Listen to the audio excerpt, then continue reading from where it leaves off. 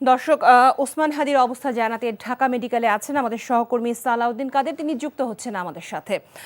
সালাউদ্দিন, ওসমান হাদির সর্বশেষ স্বাস্থ্যের অবস্থা নিয়ে কি তথ্য আপনার কাছে আছে এবং এ নিয়ে চিকিৎসকরা কি বলছেন?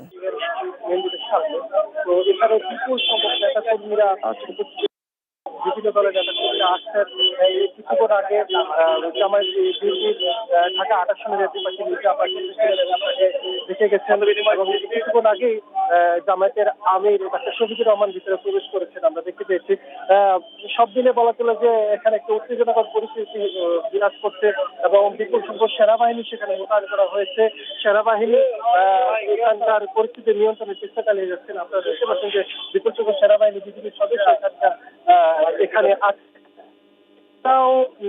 মির্জা আব্বাস এবং ছাত্রদলের কেন্দ্রীয় সভাপতি রাকিব সেক্রেটারি এসেছিলেন।